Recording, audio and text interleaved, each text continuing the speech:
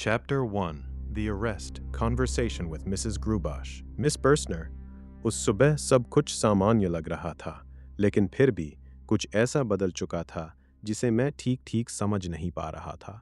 रोज़ की तरह नाश्ता समय पर नहीं आया। ये एक छोटी बात थी, लेकिन कभी कभी छोटी बातें ही सबसे बड़ी बेचैनी पैदा करती है। ऐसा लगा जैसे दुनिया पहले जैसी दिखते हुए भी अब पहले जैसी नहीं रही। मैं अपने कमरे में था कि अचानक कुछ अनजान लोग वहां आ गए। वे ऐसे व्यवहार कर रहे थे जैसे उन्हें मेरे कमरे में आने का पूरा अधिकार हो। उनके चेहरे पर कठोरता नहीं थी, पर एक अजीब तरह का विश्वास था, जैसे उन्हें किसी बात का पूरा यकीन हो, जबकि मुझे किसी बात का पता ही न हो। उन्होंने कहा कि मुझे गिरफ्तार किया गया है। ये सुनकर मुझे सबसे पहले यही लगा कि अवश्य कोई गलती हुई है। मैं कोई अपराधी नहीं था। मैंने अपने जीवन में ऐसा क्या किया था जिसके कारण मुझे गिरफ्तार किया जाए? मैंने उनसे पूछा भी, लेकिन उन्होंने कोई साफ उत्तर नहीं दिया। वे ऐसे बोलते थे जैसे कारण जानना मेरा अधिकार न हो। सबसे अजीब बात यह थी कि मुझे बंद नहीं किया गया था। मैं अपने कमरे में था, चल फिर सकता था, लेकिन फिर भी आज़ाद महसूस नहीं कर रहा था। ये कैसी गिरफ्तारी थी जिसमें कैद नहीं थी, लेकिन मन किसी अदृश्य दीवार के पीछे बंद हो गया था। वे लोग मेरा नाश्ता खा रहे थे। ये बात सुनने में मामूली लग सकती है, लेकिन उस समय मुझे ऐसा लगा जैसे मेरी साधारण जिंदगी धीरे धीरे मुझसे छीनी जा रही हो। पहले नाश्ता, फिर मेरा समय, फिर मेरा विश्वास कि मैं अपने जीवन का मालिक हूँ। मैं बार बार सोचता रहा कि मेरा अपराध क्या है, लेकिन कुछ देर बाद मुझे डर लगने लगा कि कहीं प्रश्न पूछना ही मेरे खिलाफ न गिना जाए। जब कोई व्यक्ति खुद से पूछने लगे कि शायद उसने सच में कुछ गलत किया होगा, तब उसकी निर्दोषता कमजोर पड़ने लगती है। उन लोगों का व्यवहार कठोर नहीं था, लेकिन वही बात मुझे और अधिक डरावनी लगी। अगर कोई व्यक्ति गुस्से में हो तो उसका विरोध किया जा सकता है, लेकिन जो लोग बिना भाव के केवल नियमों के नाम पर काम करते हैं, उनसे लड़ना कठिन होता है। वे न मुझसे नफरत करते थे, न मुझ पर दया करते थे। वे बस अपना काम कर रहे थे, जैसे मैं कोई इंसान नहीं, बल्कि किसी कागज पर लिखा हुआ मामला हूं। बाद में जब मैं शांत होने की कोशिश कर रहा था, तब मेरी बातचीत मिसेस ग्रूबाख से हुई। वे मकान मालकिन मुझे लंबे समय से जानती थीं। उनके शब्दों में चिंता थी, लेकिन साथ ही एक दूरी भी। ऐसा लगता था जैसे वे मेरी मदद करना चाहती हों, पर यह भी समझ नहीं पा रही थीं कि मेरे साथ खड़े होना ठीक होगा या नहीं। हमने सामान्य बातें की, लेकिन बातचीत के भीतर एक अनकहा डर छिपा हुआ था। मुझे लगने लगा कि अब लोग मुझे पहले की तरह नहीं देखेंगे। बिना किसी अपराध के भी केवल आरोप का नाम किसी इंसान को बदल देता है। शाम होते होते मेरा मन और अधिक भारी हो गया। मैं मिस बर्सनर से बात करना चाहता था, शायद इसलिए कि किसी परिचित चेहरे के सामने अपनी उलझन रखना आसान लगता है। जब वे लौटी तो मैंने उन्हें सुबह की पूरी घटना समझाने की कोशिश की, लेकिन कुछ बातें शब्दों में सही ढंग से नहीं उतरती। जितना मैं समझाने की कोशिश करता, उतना ही सब कुछ अजीब लगता। मैं खुद को ही समझा नहीं पा रहा था कि आखिर मेरे साथ हुआ क्या है। क्या सच में मेरी गिरफ्तारी हुई थी? अगर हुई थी तो मैं आज़ाद क्यों था? और अगर मैं आज़ाद था तो मेरे भीतर ये डर क्यों था? उनसे बात करके थोड़ी राहत मिली, लेकिन बेचैनी खत्म नहीं हुई। ऐसा लगने लगा था कि अब मेरी जिंदगी में कोई ऐसी प्रक्रिया शुरू हो चुकी है जिसका अर्थ मुझे नहीं मालूम, लेकिन जिसका असर हर चीज पर पड़ने वाला है। रात आई, पर उसके साथ शांति नहीं आई। मैं अपने कमरे में बैठा सोचता रहा कि कहीं ना कहीं कुछ लोग होंगे जो मेरे बारे में कुछ तय कर रहे होंगे। शायद कोई कागज, कोई नियम, कोई फैसला जिसका मुझे पता तक नहीं। उस दिन का अंत हुआ, लेकिन ऐसा लगा जैसे कुछ वास्तव में खत्म नहीं हुआ। मैं गिरफ्तार था, लेकिन कैद नहीं। मुझ पर आरोप था, लेकिन अपराध नहीं बताया गया। मैं लोगों के बीच था, लेकिन पहले से अधिक अकेला महसूस कर रहा था। और शायद सबसे डरावनी बात यही थी कि दुनिया वैसे ही चलती रही जैसे कुछ हुआ ही ना हो, जबकि मेरे भीतर सब कुछ बदल चुका था। Chapter 2 First Cross-Examination जोसेफ के को उस इमारत तक पहुंचते हुए बार बार ऐसा लग रहा था जैसे वो किसी अदालत में नहीं, बल्कि किसी ऐसी जगह जा रहा हो जिसका उद्देश्य जानबूझकर छिपाया गया हो। सीढ़ियां संकरी थीं, गलियारे अंधेरे थे और हर मंजिल पर छोटे छोटे कमरे थे जहां लोग अपने रोजमर्रा के कामों में लगे हुए दिखाई देते थे। कहीं बच्चे शोर कर रहे थे, कहीं महिलाएं घर के काम में व्यस्त थीं। ये सब देखकर उसे हैरानी हुई, क्योंकि उसने अदालत की कल्पना एक बड़ी, सख्त और गंभीर जगह के रूप में की थी, लेकिन यहाँ सब कुछ अस्त व्यस्त था। जैसे किसी ने व्यवस्था का अभिनय तो किया हो, पर व्यवस्था वास्तव में कहीं मौजूद न हो। उसे ये भी समझ नहीं आ रहा था कि वो सही समय पर पहुंचा है या नहीं। किसी ने उसे स्पष्ट निर्देश नहीं दिए थे। फिर भी जैसे जैसे वो ऊपर चढ़ता गया, उसके भीतर एक बेचैनी बढ़ती गई। उसे महसूस होने लगा कि यहाँ जो कुछ होने वाला है उसमें स्पष्टता की कोई जगह नहीं है। हर चीज आधी छिपी हुई थी, जैसे सच को जानबूझकर पर्दे के पीछे रखा गया हो। जब वो उस कमरे तक पहुंचा जहां उसकी सुनवाई होनी थी, तो वो चौंक गया। वो कोई औपचारिक अदालत नहीं थी। वहां एक भरा हुआ कमरा था जिसमें लोग बैठे और खड़े हुए थे। कुछ लोग गंभीर दिखाई दे रहे थे, कुछ ऐसे लग रहे थे जैसे वे केवल तमाशा देखने आए हों। कमरे में गर्मी और घुटन थी। किसी के चेहरे पर साफ भरोसा नहीं था, न ही किसी के पास कोई निश्चित उत्तर। जो व्यक्ति कार्यवाही चला रहा था, वो भी किसी बड़े अधिकारी जैसा नहीं लग रहा था। उसके हाथ में एक नोटबुक थी और वो कुछ लिखता जा रहा था, लेकिन उसके व्यवहार में वो दृढ़ता नहीं थी जिसकी उम्मीद एक न्याय करने वाले व्यक्ति से की जाती है। जोसेफ के को एक क्षण के लिए लगा कि शायद ये सब कोई मजाक है, लेकिन तुरंत ही उसे ये एहसास हुआ कि मजाक और गंभीरता के बीच का फर्क यहाँ मिट चुका है। जब उसका नाम पुकारा गया तो उसमें भी एक प्रकार की लापरवाही थी, जैसे उसकी पहचान का कोई विशेष महत्व न हो। ये बात उसे भीतर तक चुभ गई। उस पर आरोप लगाया गया था, लेकिन उसे आरोप का कारण तक नहीं बताया गया था। फिर भी यहाँ उसके साथ ऐसा व्यवहार किया जा रहा था जैसे वो पहले से ही दोषी हो। उसने बोलना शुरू किया। पहले उसके शब्दों में हिचक थी, लेकिन धीरे धीरे उसके भीतर जमा हुआ गुस्सा बाहर आने लगा। उसने अदालत की व्यवस्था पर सवाल उठाए। उसने कहा कि किसी व्यक्ति पर आरोप लगाना, लेकिन आरोप का कारण न बताना न्याय नहीं हो सकता। उसने कमरे की अव्यवस्था, अधिकारियों की अस्पष्टता और इस पूरे माहौल की अजीबता की ओर इशारा किया। कुछ देर के लिए उसे लगा कि वो सही बात कह रहा है और शायद लोग उसकी बात समझ भी रहे हैं, लेकिन फिर उसे कुछ अजीब महसूस हुआ। कमरे में किसी ने उसे रोकने की कोशिश नहीं की। कोई विशेष विरोध नहीं हुआ। अधिकारी बस नोटबुक में कुछ लिखता रहा। लोग सुनते रहे, कुछ फुसफुसाते रहे, कुछ हल्का मुस्कुराते दिखे। तभी जोसेफ के मन में एक डर पैदा हुआ। क्या यह संभव है कि उसकी नाराजगी भी पहले से इस व्यवस्था का हिस्सा हो? क्या उससे पहले भी लोग इसी तरह विरोध कर चुके थे और फिर भी कुछ नहीं बदला? उसे अचानक लगा कि शायद यहाँ विरोध करना भी एक तय प्रक्रिया का हिस्सा है, जैसे ये अदालत इतनी पुरानी और उलझी हुई हो कि हर प्रकार की प्रतिक्रिया को पहले ही अपने भीतर समा चुकी हो। कमरे में बैठे लोगों को देखकर वो समझ नहीं पा रहा था कि कौन वास्तव में अधिकारी है और कौन केवल देखने आया है। कुछ लोग एक दूसरे को ऐसे देख रहे थे जैसे वे किसी गुप्त व्यवस्था का हिस्सा हों। कुछ चेहरे इतने साधारण थे कि उनमें कोई अर्थ निकालना मुश्किल था, लेकिन शायद यही सबसे डरावनी बात थी कि यहाँ कोई चीज स्पष्ट नहीं थी। उसी समय कमरे में एक औरत आती जाती रही, जैसे अदालत के बीच भी घर के सामान्य काम चलते रहते हों।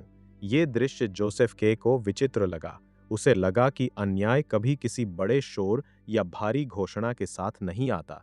वो अक्सर साधारण जीवन के बीच चुपचाप जगह बना लेता है। जब सुनवाई समाप्त हुई, तब भी उसके पास कोई उत्तर नहीं था। उसे समझ नहीं आया कि उसने कुछ हासिल किया या केवल खुद को और अधिक उलझा लिया। वो कमरे से बाहर निकला, लेकिन उसके मन में एक भारीपन रह गया।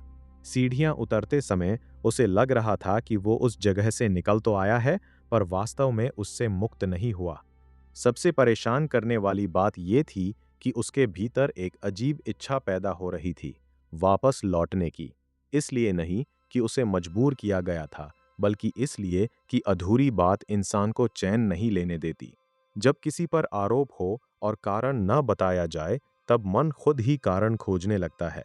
धीरे धीरे इंसान उस व्यवस्था से जवाब मांगने लगता है जिसने उसे सबसे पहले उलझन में डाला था।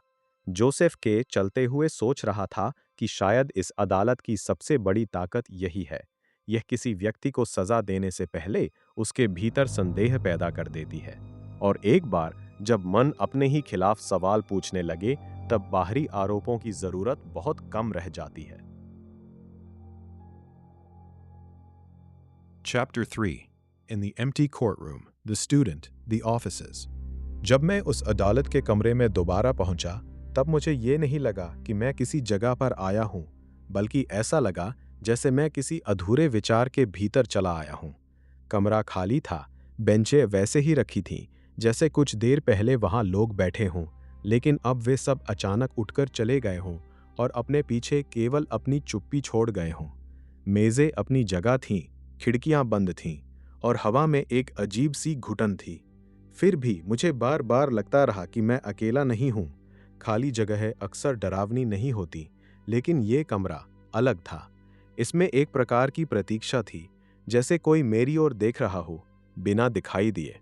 मैं सोचने लगा कि क्या अदालतें हमेशा ऐसी ही होती हैं, जब उनमें लोग न हों तब भी वे किसी अदृश्य उपस्थिति से भरी रहती हैं। शायद न्याय कभी पूरी तरह चला नहीं जाता, शायद वो कहीं छिप कर बैठा रहता है, या शायद न्याय के नाम पर केवल भय रह जाता है।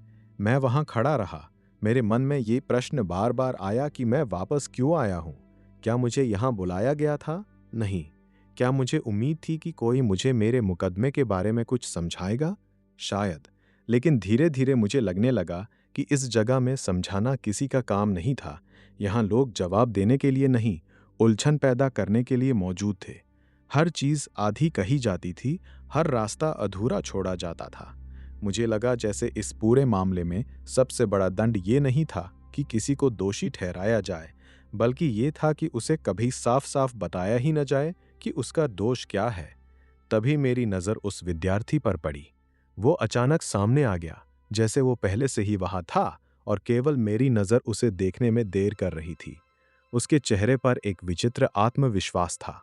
वो उन लोगों में से लगता था जो किसी बड़ी शक्ति के मालिक तो नहीं होते, लेकिन किसी बड़ी शक्ति के बहुत करीब होने के कारण अपने आप को महत्वपूर्ण समझने लगते हैं। मैंने ऐसे लोगों को पहले भी देखा है। वे अक्सर आदेश नहीं देते, लेकिन उनका व्यवहार ऐसा होता है जैसे हर चीज उन्हीं की इच्छा से चल रही हो। वे किसी नियम को पूरी तरह समझते भी नहीं, फिर भी उसी नियम का सबसे अधिक उपयोग करते हैं। वो उस महिला के साथ था जिसे मैं पहले देख चुका था। उसके चेहरे पर थकान थी। वो विरोध करना चाहती है या सब कुछ चुपचाप स्वीकार कर चुकी है, ये समझना कठिन था। उसके भीतर जैसे दो भाव साथ साथ चल रहे थे। एक भाग भागना चाहता था, दूसरा भाग शायद बहुत पहले ही हार चुका था।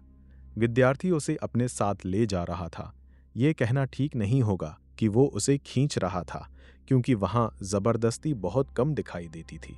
लेकिन कभी कभी सबसे गहरी जबरदस्ती वही होती है जो दिखती नहीं। आदमी स्वयं चल रहा होता है, लेकिन रास्ता पहले से तय किया जा चुका होता है। मैंने सोचा कि मुझे बीच में बोलना चाहिए, मुझे कहना चाहिए कि यह ठीक नहीं है। लेकिन जैसे ही ये विचार आया, एक दूसरा विचार उसके सामने खड़ा हो गया। मुझे किस अधिकार से बोलना चाहिए? और फिर तुरंत तीसरा विचार, उसे किस अधिकार से ले जाया जा रहा है? इन दोनों सवालों का कोई जवाब नहीं था। मुझे अचानक समझ में आने लगा कि यहाँ अधिकार शायद नियमों से नहीं, बल्कि आदत से पैदा होता है। जो लंबे समय तक किसी जगह बना रहता है, वही सही माना जाने लगता है। जो सबसे ज्यादा विश्वास से बात करता है, लोग उसी की बात मान लेते हैं, चाहे उसके पास कोई कारण हो या ना हो। मैं उनके पीछे चला। गलियारे लंबे थे और रास्ते अजीब।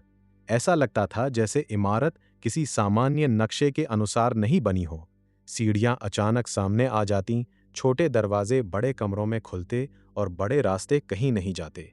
मुझे ऐसा महसूस होने लगा कि ये इमारत केवल ईंट और पत्थर की नहीं है, ये भ्रम से बनी है।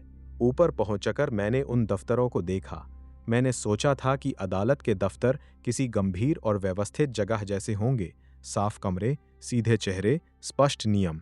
लेकिन वहां सब कुछ उल्टा था। छोटे छोटे कमरे, हवा की कमी, बिखरे कागज, थके हुए लोग और हर चेहरे पर एक ऐसी थकावट जैसे वे वर्षों से किसी ऐसे काम में लगे हों जिसका अंत उन्हें भी नहीं मालूम। वहां काम करने वाले अधिकारी मुझे शक्तिशाली नहीं लगे, बल्कि वे स्वयं किसी बड़ी व्यवस्था के कैदी जैसे लगे। वे फाइलें उठाते थे, इधर उधर देखते थे, धीरे धीरे बात करते थे, लेकिन उनके भीतर किसी विश्वास का चिन्ह नहीं था। ऐसा लगता था जैसे वे भी नहीं जानते कि वे वास्तव में क्या कर रहे हैं। तब मेरे मन में एक अजीब बात आई। शायद अन्याय हमेशा क्रूर चेहरा लेकर नहीं आता। शायद वो बहुत साधारण दिखता है। शायद वो किसी दफ्तर की घुटन में बैठा होता है, पुरानी मेज के पीछे, थकी हुई आवाज में किसी को इंतजार करने के लिए कहता हुआ। शायद अन्याय की सबसे बड़ी ताकत यही है कि वो सामान्य लगने लगता है। मैं वहां कुछ देर और रहा। हवा भारी थी, कमरे में पसीने, धूल और पुराने कागजों की मिली जुली गंध थी। लेकिन मुझे सबसे ज्यादा घुटन उस गंध से नहीं, बल्कि उस एहसास से हो रही थी कि यहाँ हर चीज अधूरी है। कोई मुकदमा पूरा नहीं होता, कोई जवाब पूरा नहीं मिलता, कोई इंसान पूरी तरह निर्दोष साबित नहीं होता। ये जगह लोगों को तुरंत नहीं तोड़ती थी, ये उन्हें धीरे धीरे थका देती थी। पहले आदमी सवाल पूछता है, फिर जवाब का इंतजार करता है, फिर वो इंतजार की आदत डाल लेता है, और एक दिन ऐसा आता है जब उसे न्याय नहीं चाहिए होता, उसे केवल राहत चाहिए होती है। मैं वहां से निकल आया, लेकिन सच ये है कि मैं पूरी तरह बाहर नहीं निकल सका। कुछ जगहें हमारे भीतर रह जाती हैं, वे हमारे पीछे नहीं छूटती। उनके कमरे, उनकी सीढ़ियां, उनका सन्नाटा हमारे मन में बने रहते हैं। आज भी कभी किसी बंद कमरे, किसी पुराने दफ्तर या किसी लंबी प्रतीक्षा में बैठते समय मुझे वही एहसास होता है, जैसे कहीं कोई मुकदमा अब भी चल रहा हो, शायद मेरे बारे में, शायद किसी और के बारे में, शायद ऐसे अपराध के बारे में जिसका नाम तक किसी को मालूम नहीं। और सबसे डरावनी बात यह है कि लंबे समय तक ऐसे माहौल में रहने के बाद आदमी अपने आप से भी पूछने लगता है, क्या मैं सचमुच निर्दोष हूं या केवल अभी तक दोष सिद्ध नहीं हुआ। Chapter 4 Miss Berstner's Friend। मैं उस शाम केवल मिस ब्यूर्स्नर से मिलना चाहता था, लेकिन बाद में मुझे लगा कि शायद आदमी कभी केवल एक व्यक्ति से मिलने नहीं जाता। वो अपने साथ अपनी बेचैनी, अपने संदेह और अपने भीतर की अधूरी बातें भी लेकर जाता है। जब मैं उस मकान की सीढ़ियां चढ़ रहा था, तब मुझे ऐसा लग रहा था जैसे हर सीढ़ी मुझसे कोई सवाल पूछ रही हो। ऊपर पहुंचने तक मेरे भीतर का विश्वास आधा रह गया था। गलियारा शांत था, वही लंबा संकरा गलियारा जिसकी चुप्पी में हमेशा एक प्रकार की निगरानी छिपी रहती थी। वहां रहने वाले लोग अपने कमरों में बंद रहते थे, लेकिन उनके बंद दरवाजे भी जैसे सुनते रहते थे। उस घर में कोई आवाज पूरी तरह निजी नहीं थी। हर कदम, हर खटखटाहट, हर धीमी बातचीत किसी अदृश्य कान तक पहुंच जाती थी। मैंने उसके कमरे की ओर देखा। दरवाजा बंद था। ये साधारण बात थी, लेकिन उस क्षण मुझे लगा जैसे बंद दरवाजे केवल लकड़ी के नहीं होते, वे आदमी और उसकी इच्छा के बीच खड़े हो जाते हैं। हम किसी व्यक्ति तक पहुंचना चाहते हैं, लेकिन पहले हमें उसकी अनुपस्थिति का सामना करना पड़ता है। तभी मुझे पता चला कि वो वहां नहीं है। उसकी जगह उसकी एक मित्र वहां रहने आई थी। ये बात मामूली हो सकती थी, लेकिन मुझे तुरंत असहजता हुई। ऐसा लगा जैसे मेरी जगह बदल दी गई हो, जैसे मैं किसी ऐसे दृश्य में आ गया हूं जहां मेरे लिए कोई भूमिका तय नहीं की गई। मैं उस महिला से मिला। वो शांत थी, संयमित, और उसके व्यवहार में एक ऐसी सावधानी थी जो अक्सर उन लोगों में होती है जो दूसरों को बहुत जल्दी परख लेते हैं। उसने मुझसे सामान्य ढंग से बात की, लेकिन मुझे बार बार लगता रहा कि वो केवल मेरी बात नहीं सुन रही, बल्कि मुझे देख रही है, जैसे कोई आदमी किसी दस्तावेज को पढ़ता है और उसके खाली हिस्सों का भी अर्थ निकालने की कोशिश करता है। मैंने उससे मिस ब्यूर्स्नर के बारे में पूछा। उसने छोटे और सीधे उत्तर दिए। उन उत्तरों में कोई कठोरता नहीं थी, फिर भी उनमें दूरी थी। मुझे ऐसा लगा जैसे वो जानबूझकर मेरे और उसके बीच एक अदृश्य दीवार बनाए रखना चाहती हो। उस समय मुझे पहली बार एहसास हुआ कि किसी मुकदमे में केवल अदालत ही आदमी को नहीं घेरती। धीरे धीरे लोग भी बदलने लगते हैं। उनके देखने का ढंग बदल जाता है, उनके प्रश्न बदल जाते हैं। वे सीधे आरोप नहीं लगाते, लेकिन उनका व्यवहार ऐसा हो जाता है जैसे वे पहले ही कुछ सुन चुके हों। मुझे लगा कि शायद उसने भी मेरे बारे में कुछ सुना है, लेकिन ये सबसे विचित्र बात थी, मुझे स्वयं नहीं मालूम था कि मेरे बारे में क्या कहा जा सकता है।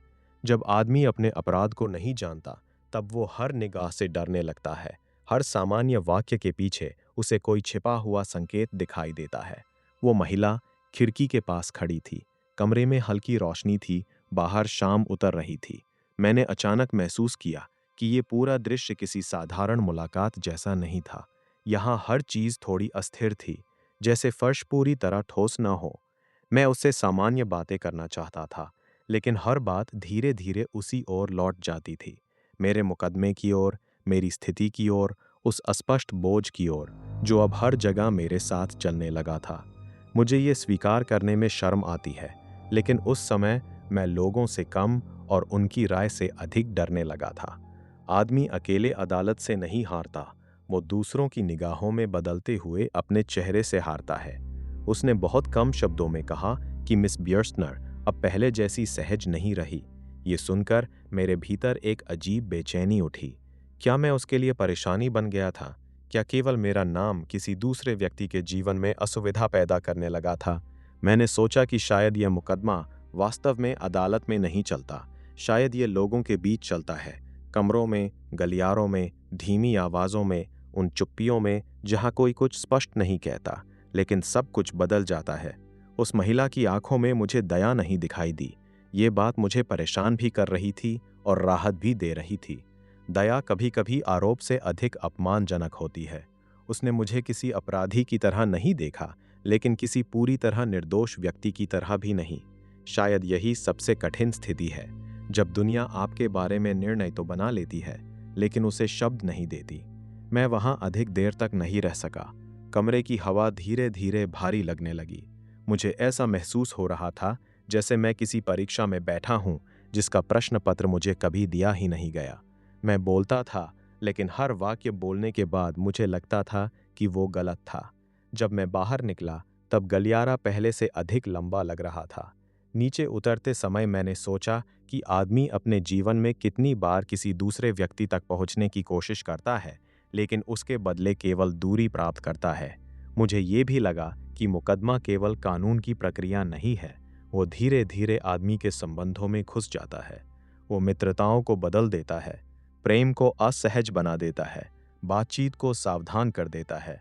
एक समय ऐसा आता है जब व्यक्ति किसी कमरे में प्रवेश करने से पहले ही अपने बचाव में खड़ा हो जाता है।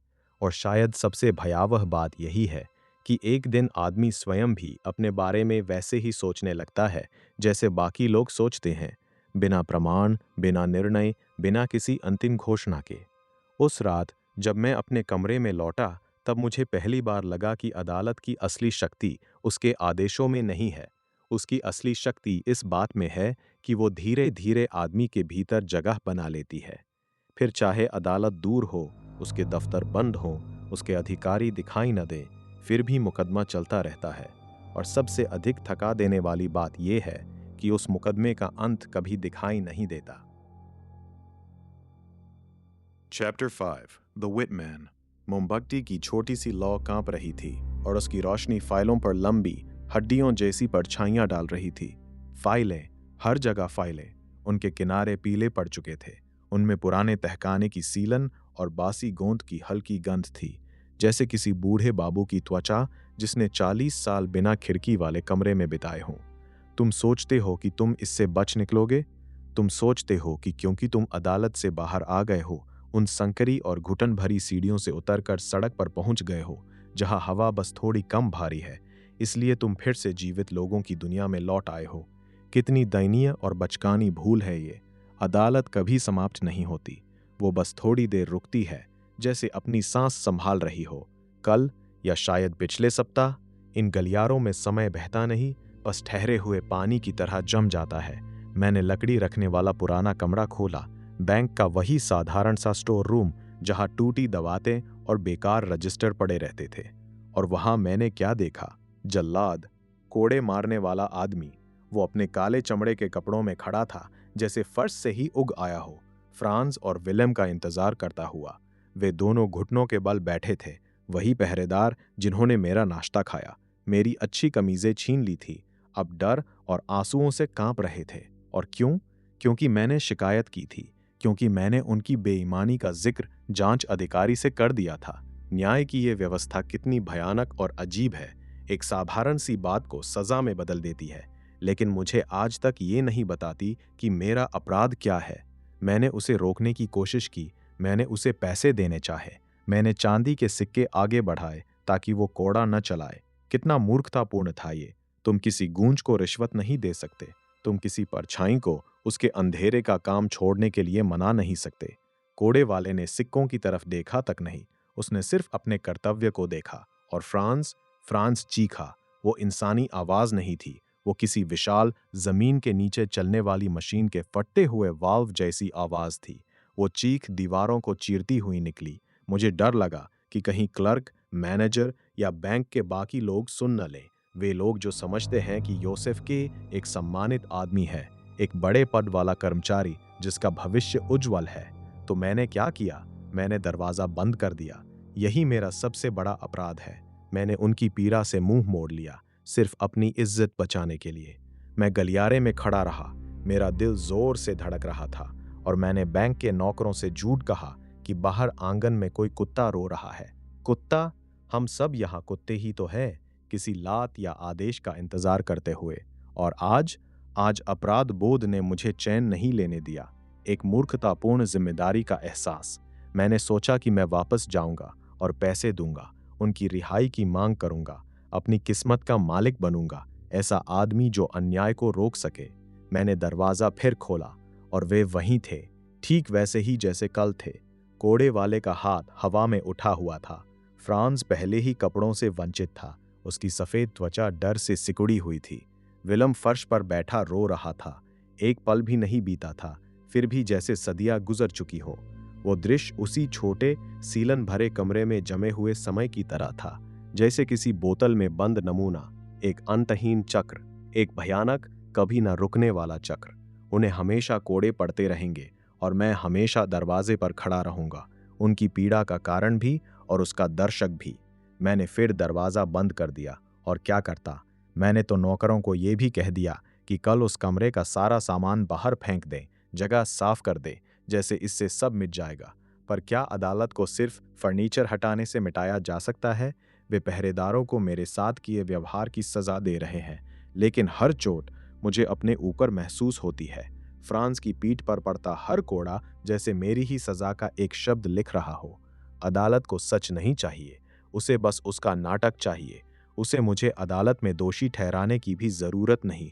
वो बस मेरे चारों ओर की दुनिया को इतना असहनीय, इतना डर और बुराई से भरा बना देगी कि एक दिन मैं खुद ही जल्लाद की छुरी मांगूंगा, सिर्फ इसलिए कि ये चीखना बंद हो जाए। हम सब इस इमारत की दरारों में फंसे हुए हैं, और कोड़े वाला आदमी हमेशा वहीं खड़ा रहता है, अगले दरवाजे के पीछे, जिसे खोलने का अधिकार हम समझ बैठते हैं। Chapter 6. Kay's uncle, Lenny. मेरा चाचा अचानक किसी भारी बुखार की तरह आ पहुंचा। गांव से आया था, खेतों की मिट्टी की गंध लिए हुए, और अपने साथ एक कठोर निश्चितता भी। वो मेरे दफ्तर में ऐसे घुसा जैसे दुनिया जल रही हो और उसे बचाना हो। जोसेफ, उसने जोर से पुकारा। उस एक शब्द में मेरी पूरी जिंदगी एक पारिवारिक शर्म में बदल गई। उसके लिए मेरी गिरफ्तारी कोई रहस्यमयी या समझ से बाहर की चीज नहीं थी। ये बस परिवार की इज्जत पर लगा एक दाग था, जिसे जल्दी से मिटाना जरूरी था। वो ये नहीं समझता था कि अदालत किसी गांव की साधारण पंचायत की तरह काम नहीं करती। यहाँ किसी मजबूत हाथ मिलाने या कुछ भेंट देकर काम नहीं चलता। ये एक धीमी, निर्दयी मशीन है जो अदृश्य नियमों पर चलती है। लेकिन वो अपनी जिद पर अड़ा रहा। इसलिए हम गए वकील हुल्ड से मिलने। कमरा दवाइयों, पुराने कागजों और बुझती हुई उम्मीद की गंध से भरा था। हुल्ड बिस्तर पर मोटे कंबलों के नीचे पड़ा था। वो एक बड़े वकील के बजाय किसी बीमार बूढ़े की तरह लग रहा था। मेरा चाचा ऊंची आवाज में बोलता रहा, योजना मांगता रहा, कुछ करने की बात करता रहा। दूसरी ओर हुल्ड कानून की धीमी और कठिन सच्चाई समझाता रहा। पहली दलील सबसे महत्वपूर्ण होती है, फिर भी उसका कोई अर्थ नहीं होता। अर्जियां दी जाती हैं पर उन्हें पढ़ा नहीं जाता।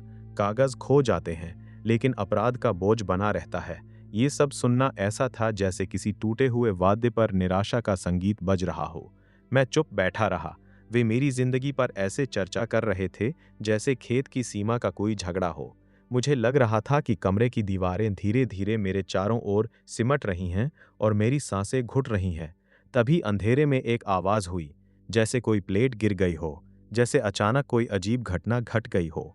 लेनी, वो अंधेरे से बाहर आई जैसे किसी ऐसे अपराध की साथी हो जो मैंने कभी किया ही नहीं। उसकी आंखें गहरी थीं और उसके हाथ में एक अजीब सी कमी थी। 2 उंगलियां आपस में जुड़ी हुई थीं। वो कमी भी किसी तरह अदालत की उलझी हुई प्रकृति जैसी लगती थी।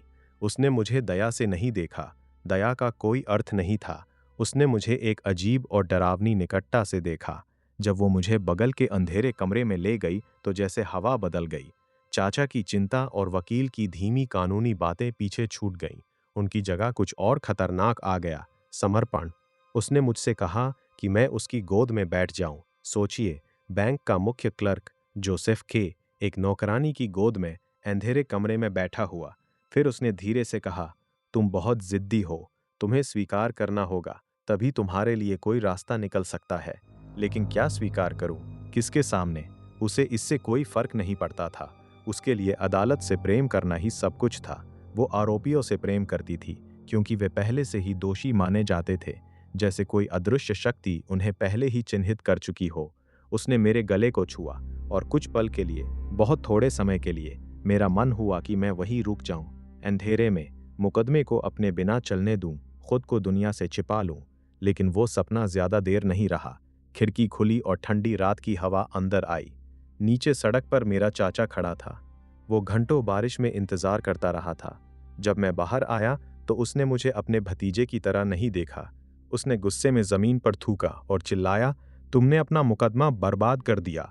तुम्हारा वकील, तुम्हारा चाचा, सब तुम्हारे लिए मेहनत कर रहे थे और तुम एक नौकरानी के साथ अंधेरे में समय बिता रहे थे। उसे लगा कि मैंने जिम्मेदारी नहीं निभाई। उसे लगा कि मैं गलत रास्ते पर हूं। लेकिन वो ये नहीं समझ पाया कि ये भटकाव भी सजा का ही हिस्सा है। अदालत केवल तुम्हें अदालत में नहीं बुलाती, वो तुम्हारे रिश्तों को भी जहर बना देती है, परिवार को पहरेदार बना देती है और छोटी सी राहत को भी अपराध जैसा महसूस करवाती है।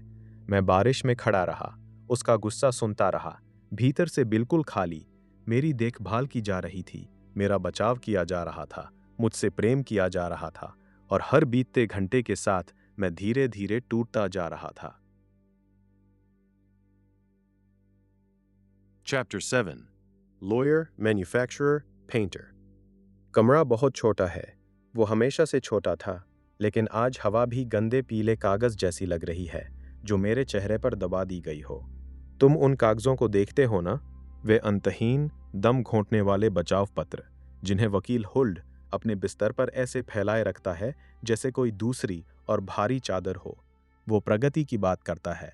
वो वहीं लेटा रहता है, खांसता हुआ, पुराने फैसलों और अदालत की जटिल अदृश्य व्यवस्था की बातें करता हुआ, जबकि उसके हाथ केवल उन पन्नों को पलटते हैं जो जैसे पहले ही धूल बन चुके हों। हमें इंतजार करना होगा, वो मुझसे कहता है। पहली दलील सबसे महत्वपूर्ण होती है कि, लेकिन उसे अभी दाखिल नहीं करना चाहिए। सही समय बहुत जरूरी है। सही समय, जबकि बैंक में मेरी जिंदगी धीरे धीरे खत्म हो रही है और उप प्रबंधक मुझे शक भरी नजरों से देखता रहता है। हुल्ड मेरी बर्बादी को किसी दुर्लभ वस्तु की तरह देखता है जिसे वो अंधेरे में धीरे धीरे ठीक कर रहा हो। और वो लड़की, लेनी, जो परछाइयों में घूमती रहती है, अपनी सहानुभूति ऐसे देती है जैसे कोई चिपचिपी मिठाई। वो मुझसे प्रेम नहीं करती, वो आरोपियों से प्रेम करती है। उसे उन लोगों से लगाव है जिन पर अदालत का निशान लग चुका हो। उनके लिए मैं इंसान नहीं हूं, मैं सिर्फ एक मुकदमा हूं जो गलती से सांस ले रहा है। इसलिए मैं वहां से चला गया। मुझे जाना ही था। मैं निर्माता के पास गया, व्यापार की दुनिया का आदमी जो अब भी सामान्य जीवन की रोशनी में जीता हुआ लगता था। लेकिन अब वो भी मुझे अलग नज़र से देखने लगा। उसकी आंखों में अचानक एक पहचान थी। हाँ, ये वही आदमी है जिस पर मुकदमा चल रहा है। उसने धीरे से एक नाम बताया, टिटोरेली, अदालत का चित्रकार। जैसे कोई आदमी जो न्यायाधीशों के चित्र बनाता है, मेरी गर्दन पर कसती स्याही को हटा सके। मैं सीढ़ियां चढ़ता गया। क्यों अदालत से जुड़ा हर रास्ता किसी घुटन भरी अटारी तक ही जाता है। चित्रकार का कमरा, वो जैसे लकड़ी का बना हुआ ताबूत था। भीतर की गर्मी किसी मुक्के की तरह शरीर पर पड़ती थी। और वे लड़कियां सीढ़ियों पर बैठी मजाक उड़ाती हुई, दरवाजे की दरारों से झांकती हुई, मानो सब कुछ जानती हों। इस शहर के बच्चे जैसे जन्म से ही अपराध और दोष का रहस्य जानते हों। टिटोरेली अपने ढीले कपड़ों में आराम से बैठा था, जैसे उस दम घोंटू हवा का उस पर कोई असर ही न हो। वो मुझे अपने ज्ञान दे रहा था, जैसे कोई डूबते आदमी को सहारा दे रहा हो, जबकि असल में वो सिर्फ ये बता रहा था कि पानी कितना गहरा है। उसने अपनी तस्वीरें दिखाईं, बार बार वही एक चित्र, एक न्यायाधीश सिंहासन पर बैठा हुआ जिसके पीछे न्याय की देवी जैसी आकृति थी, लेकिन उसके पैरों में पंख थे। वो न्याय जैसी कम, किसी शिकारी देवी जैसी अधिक लगती थी, मानो कोई दानव किसी आदमी का पीछा कर रहा हो। 3 संभावनाएं हैं कि, उसने बहुत सहज स्वर में कहा, पूर्ण बरी होना, दिखावटी बरी होना और मुकदमे को अनिश्चित समय तक टाल देना। पूर्ण बरी होना, एक कहानी, एक झूठी आशा। टिटोरेली ने खुद माना, उसने ऐसा कभी होते नहीं देखा। अदालत कभी भूलती नहीं, अदालत कभी गलती नहीं करती। एक बार आरोप लग गया तो सब तय हो जाता है। तो के लिए क्या बचता है? दिखावटी बरी होना, आज़ादी का एक अस्थायी भ्रम। आज मैं छूट सकता हूँ, लेकिन कल कोई छोटा अधिकारी पुरानी फाइल देखेगा और सिपाही फिर मेरे दरवाजे पर होंगे। गिरफ्तारी और रिहाई का अंतहीन चक्र, या अनिश्चित समय तक टालना, मुकदमे को हमेशा शुरुआती अवस्था में बनाए रखना, जिंदगी जीना, लेकिन एक लंबी जंजीर से बंधे रहना, इतनी लंबी कि कभी कभी भूल जाऊं कि मैं बंधा हूं, जब तक भागने की कोशिश न करूं। इसके लिए लगातार झुकना होगा, छोटे अधिकारियों को खुश करना होगा, अंधेरे में इंतजार करना होगा। और फिर उसने अपनी पेंटिंग्स बेचने की कोशिश की। वही उदास, एक जैसी वीरान जमीनों की तस्वीरें, जंगली मैदान, वो उन्हें कहता था, सब एक जैसी, धूसर आसमान के नीचे फैली हुई खाली, अर्थहीन जमीन। मैंने सब खरीद ली। हाँ, मैंने खरीद ली। अगर उससे मैं उस कमरे से निकल सकता तो शायद उसकी सांसें भी खरीद लेता। लेकिन बाहर निकलना कहाँ था? जब उसने दरवाज़ा खोला तो बाहर सड़क नहीं थी, ताज़ी हवा नहीं थी। वहाँ फिर एक और गलियारा था, फिर अदालत के दफ्तर। अदालत हर जगह है, वो मकानों की दीवारों में है, बच्चों की सांसों में है, चित्रों के रंगों में है। वकील मुझे शब्दों से बांधता है, निर्माता मुझे एक सलाह देकर फंसा देता है और चित्रकार मेरे पिंजरे की सीमाएं दिखा देता है। मैं एक ऐसी भूल भुलैया में चल रहा हूँ जहाँ हर रास्ता मुझे फिर उसी जगह ले आता है, और उसके केंद्र में एक ऐसा न्यायाधीश बैठा है जिसे मैं कभी नहीं देखूंगा, जो ऐसी सजा लिख रहा है जिसे मुझे पढ़ने की अनुमति भी नहीं है। Chapter 8 Block, the Businessman, Dismissing the Lawyer। इस तरह जीना अब असंभव हो गया है। बैंक में बैठकर घड़ी की सुइयों को धीरे धीरे चलते देखना, ये जानते हुए कि हर बीतता हुआ पल हुल्द वकील के हाथों बर्बाद हो रहा है, और उसी समय मेरी जिंदगी न्यायालय के किसी धूल भरे कोने में टूटती जा रही है। ये अब सहन नहीं होता। मैंने फैसला कर लिया था, ये फैसला करना ही था। मैं वकील के घर गया ताकि उसे अपने मुकदमे से हटा दूं और अपनी किस्मत को उसके कमजोर, बीमार हाथों से वापस ले सकूं। लेकिन काफका की दुनिया में कोई रास्ता सीधा और आसान नहीं होता। वहाँ हर मोड़ पर इंसान को ये दिखाया जाता है कि वो कितना छोटा और कमजोर हो चुका है। दरवाज़ा लेनी नहीं होता, लेकिन गलत मार्ग की तरफ इस तरह दराशत न रहो। दरवाज़ा ब्लॉक ने खोला, वो व्यापारी, एक ऐसा आदमी जो कभी सम्मान और शक्ति वाला रहा होगा, जो कर्मचारियों को आदेश देता होगा, व्यापार संभालता होगा और समाज में सिर उठाकर चलता होगा। लेकिन अब वो एक डरे हुए कुत्ते जैसा लग रहा था, एक साधारण कपड़े की कमीज पहने, नौकरों के कमरे में दुबका हुआ, जैसे उम्मीद के कुछ टुकड़ों की तलाश कर रहा हो। उसे इस मुकदमे में 5 साल हो चुके थे। 5 साल।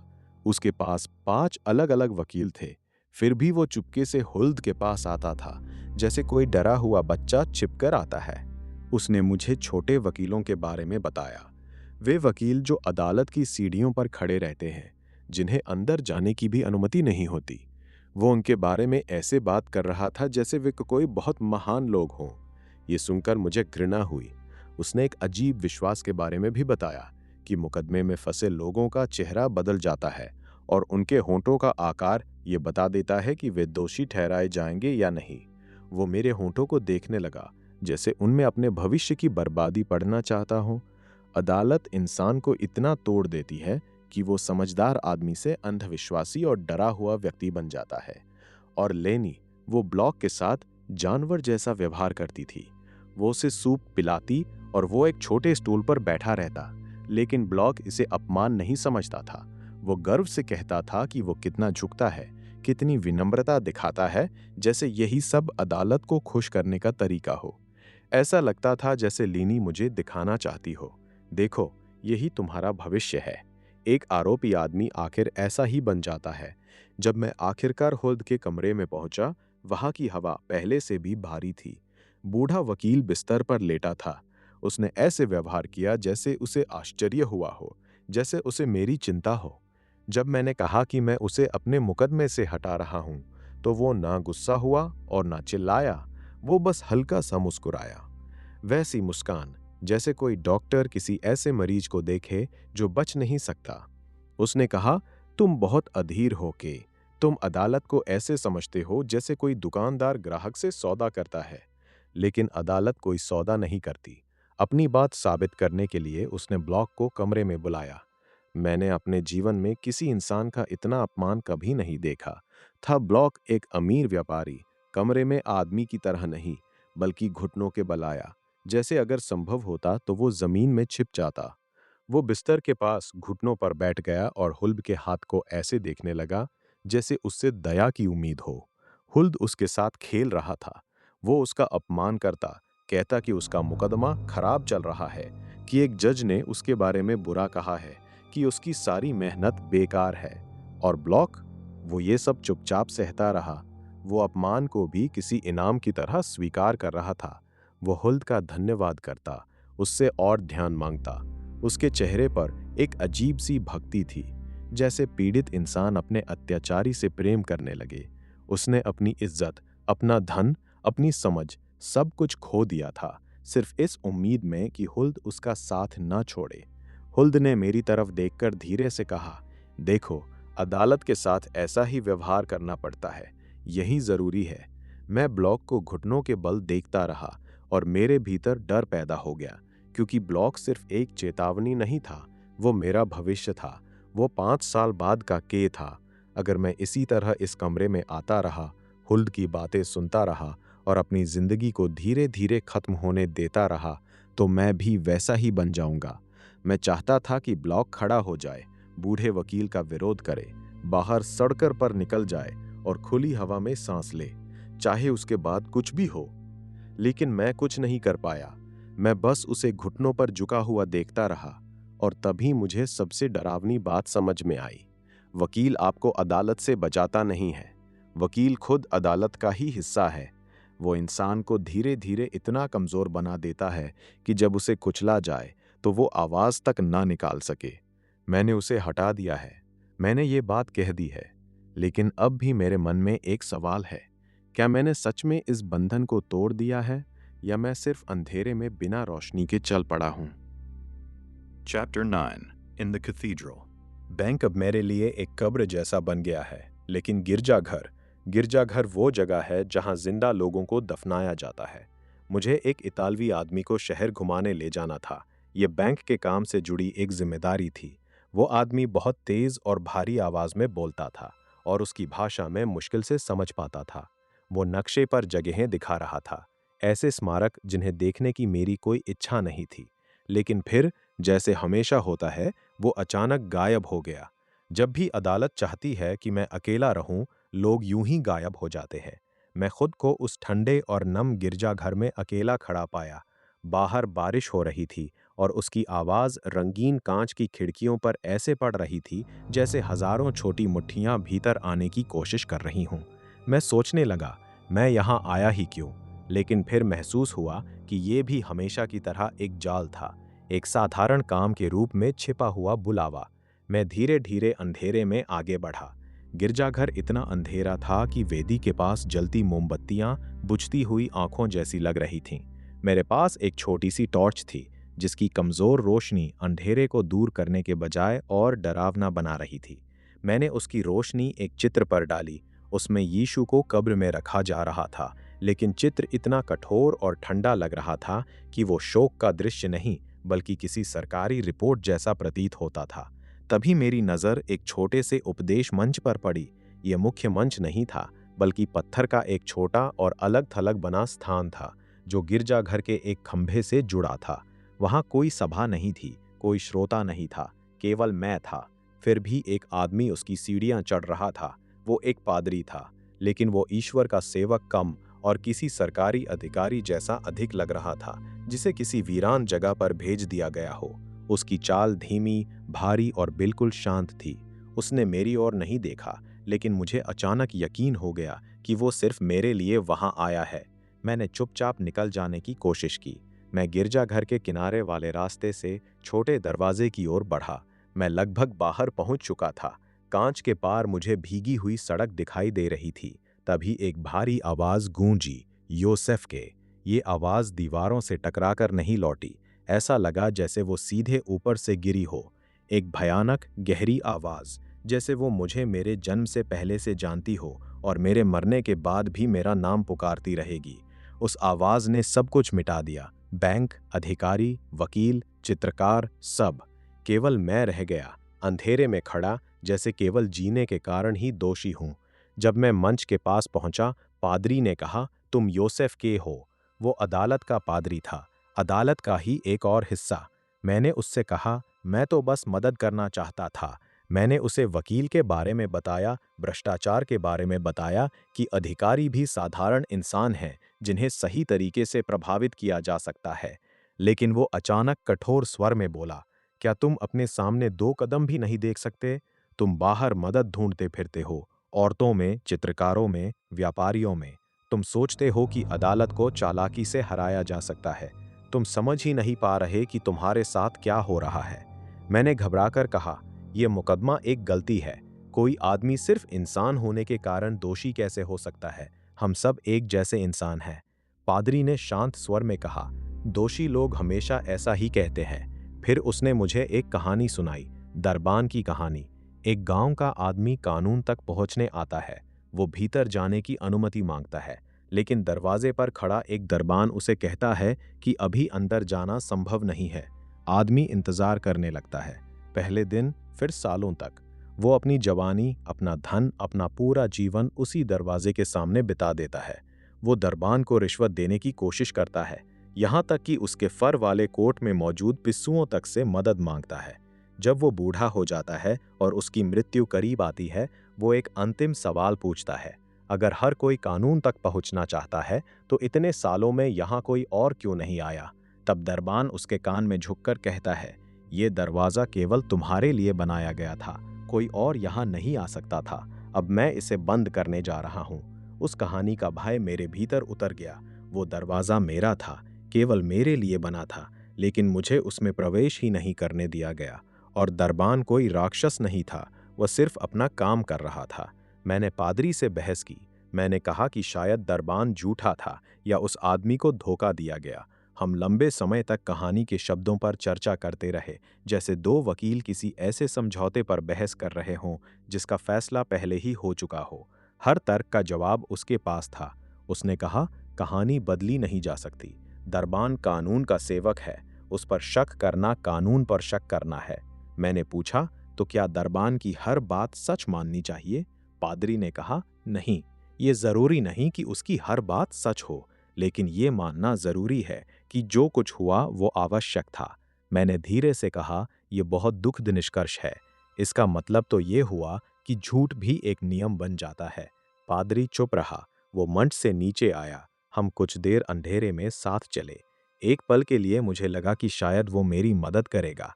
शायद वो अधिकारी नहीं, बल्कि इंसान की तरह व्यवहार करेगा। मैंने उससे कहा कि मुझे बाहर जाने में मदद करे, लेकिन उसने कहा, मैं अदालत से जुड़ा हूं, मुझे तुमसे कुछ क्यों चाहिए होगा? अदालत तुमसे कुछ नहीं चाहती। जब तुम आते हो वो तुम्हें स्वीकार करती है, और जब तुम जाते हो वो तुम्हें जाने देती है। फिर वो अंधेरे में गायब हो गया। मेरी टॉर्च की रोशनी बुझ गई। गिरजाघर खाली था, दरवाज़ा बंद था, और मैं अंधेरे में खड़ा था, ये समझते हुए कि यहाँ कोई न्यायाधीश नहीं है जिसके सामने मैं अपनी सफाई दे सकूं। कोई ऐसा कानून नहीं जिससे मैं लड़ सकूं। केवल एक निश्चित अंत है, और एक ऐसी दुनिया की कठोर व्यवस्था जिसे मुझे समझने की भी जरूरत नहीं, क्योंकि वो मुझे नष्ट करने के लिए पहले ही तैयार है। Chapter 10. The End. आज रात वही रात है। वे मेरे लिए आए, बिना दस्तक, बिना वारंट, बिना किसी औपचारिक बुलावे के। 2 आदमी थे, लंबे कोट पहने हुए, चेहरे फीके और भरे हुए। वे जल्लाद कम और किसी सस्ते नाटक के कलाकार ज्यादा लग रहे थे, जिन्हें किसी सज्जन को साथ ले जाने की भूमिका दी गई हो। जब वे मेरे कमरे में आए, मैं बिस्तर के किनारे बैठा हुआ था। मैं पूरी शाम से इंतजार कर रहा था। मैंने उनसे ये भी नहीं पूछा कि वे कौन हैं। पूछने का क्या लाभ, जब चाकू पहले ही गले पर हो, तब पहचान मांगना केवल उन लोगों की आदत होती है जो अब भी उम्मीद रखते हैं। उन्होंने मेरी बाहें पकड़ ली, अपनी बाहें मेरी बाहों में फंसा दी, इतनी कसकर कि उसमें इंसानियत की कोई जगह नहीं बची। हम सड़कर निकल पड़े। रात साफ और ठंडी थी। चांद की रोशनी पत्थरों वाली सड़क पर बेरुखी से चमक रही थी। हम ऐसे चल रहे थे मानो एक ही शरीर हो, एक अजीब 3 सिर वाला जीव जो सुनसान गलियों से गुजर रहा हो। मैंने एक पल के लिए विरोध करने की कोशिश की, कदम धीमे कर दिए, एड़ियां जमीन में गिरा दी, ये देखने के लिए कि क्या वे मुझे घसीटेंगे, क्या उनकी अपनी कोई इच्छा भी है। लेकिन वे बस रुक गए और अपनी धुंधली झपकती आंखों से मुझे देखने लगे। वे ऐसे इंतजार कर रहे थे जैसे कोई कुर्सी या मेज इंतजार करती है, बिना भावना, बिना जल्दी के। तब मुझे समझ आया कि ये सब व्यर्थ है।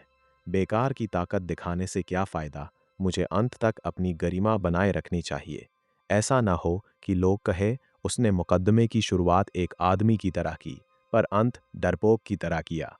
हम एक पुल से गुजरे। नीचे काले पानी में चांद की परछाई कांप रही थी और टूटती हुई लग रही थी। दूर एक पुलिस वाला खड़ा दिखा, सड़क के लैंप के नीचे। वो सामान्य दुनिया का आदमी था, जहां ट्रैफिक नियम होते हैं, छोटे अपराध होते हैं और कानून का साधारण चेहरा होता है। एक पल के लिए मन में विचार आया, क्या मैं मदद के लिए पुकारूं, क्या चिल्लाऊं? लेकिन क्यों? मुझे इन 2 आदमियों से बचाने के लिए? पुलिस वाला केवल मेरा चेहरा देखता, मेरे माथे पर अदालत की अदृश्य मुहर पहचान लेता और नजर फेर लेता। वो सोचता कि ये कोई निजी मामला है, और शायद वो सही होता। अदालत ने मेरी मौत पर पूरा अधिकार जमा लिया था। अब हम खदान तक पहुंच चुके थे। ये एक सुनसान, छोड़ी हुई जगह थी, शहर से दूर, मानो जिंदा दुनिया से कटी हुई। उन्होंने मुझे जमीन पर बैठा दिया, पीठ एक बड़े पत्थर से टिकाकर। पत्थर बहुत ठंडा था, उसकी ठंड मेरे कोट के आर पार शरीर में उतर रही थी। पर इस समय वही एक चीज थी जो मुझे सच लग रही थी। अब वे तैयारी कर रहे थे। ये एक भयानक और चुप हास्य जैसा दृश्य था। एक आदमी ने अपनी टोपी उतारकर सावधानी से जमीन पर रख दी। दूसरे ने अपने कोट की जेब से एक लंबा, पतला, 2-धारी कसाई वाला चाकू निकाला।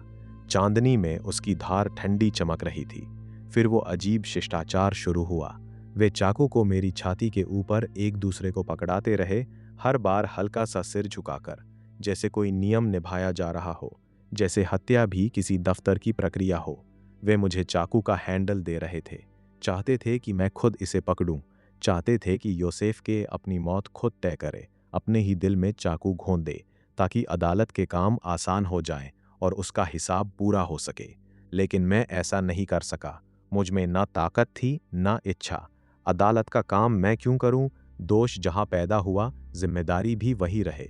मैंने पूरे 1 साल तक अपनी जिंदगी की गलती खोजी, उस मशीन की खराबी खोजी जिसने मुझे यहां तक पहुंचाया। पर मुझे केवल और पहिए मिले और बाबू मिले और ऐसे न्यायाधीश जो अंधेरे में बैठे रहते हैं। अगर मुझे मरना है तो मैं एक अनसुलझे सवाल की तरह मरूंगा। देखो, वहां ऊपर खदान के किनारे वाले मकान की ऊपरी मंजिल में एक खिड़की अचानक खुली है। दूर रोशनी में कोई आकृति दिखाई दे रही है, पतली, धुंधली, दोनों हाथ मेरी ओर बढ़ाए हुए। कौन है वो? कोई दोस्त? कोई जो मुझ पर दया करता हो? क्या वो फ्रॉइलाइन ब्यूस्टनर है? क्या वो कामिनर है? बैंक का कोई आदमी? क्या वो सिर्फ एक इंसान है, या पूरी दुनिया अचानक जाग गई है ये देखने के लिए कि अंधेरे में मेरे साथ क्या हो रहा है? क्या अब भी कोई आपत्ति बाकी है? क्या कोई ऊंची अदालत है जहां मैं कभी पहुंच नहीं पाया? क्या कुछ तर्क ऐसे थे जो मैं गिरजाघर के पादरी से कहना भूल गया? शायद होंगे। तर्क अपनी जगह मजबूत होते हैं, लेकिन वे उस आदमी के सामने टिक नहीं सकते जो जीना चाहता हो। वो न्यायाधीश कहाँ है जिसे मैंने कभी देखा ही नहीं? वो ऊंची अदालत कहाँ है जहां मुझे कभी प्रवेश नहीं मिला? अब उनके हाथ मेरे गले पर है। एक आदमी ने मुझे कसकर पकड़ रखा है। उसका अंगूठा मेरी सांस की नली पर दबा हुआ है। दूसरा आदमी चाकू मेरे दिल में उतार देता है। चाकू भीतर घूमता है। दर्द चीख जैसा नहीं था, वो एक ठंडा, भारी बोझ था जो मेरी छाती में भर गया। मेरी आंखों की रोशनी बुझने लगी। खिड़की से आती हल्की चमक छोटी होती जा रही थी, लेकिन अंधेरा पूरी तरह छाने से पहले मैंने उन्हें देखा। वे दोनों आदमी मेरे चेहरे के ऊपर झुके हुए, उनके गाल लगभग छू रहे थे, जैसे कोई डॉक्टर किसी शव का निरीक्षण कर रहे हों। कुत्ते की तरह मैंने फुसफुसाकर कहा। मैंने ये शब्द जोर से कहे, हालांकि मेरी जीभ लकड़ी जैसी भारी हो चुकी थी। मैं चाहता था कि वे इसे सुने। मैं चाहता था कि चांद भी इसे सुने। यही शब्द मेरी मृत्यु के लिए सबसे सही थे। और जब दुनिया धीरे धीरे मुझसे दूर जाने लगी, जब मेरी पीठ के पीछे ठंडा पत्थर ही आखिरी सच्चाई बचा, तब मुझे एक अंतिम भयानक बात समझ आई। इस मौत की शर्म, ये अजीब, बेकार, अनसुलझी शर्म, मेरे मरने के बाद भी जीवित रहेगी।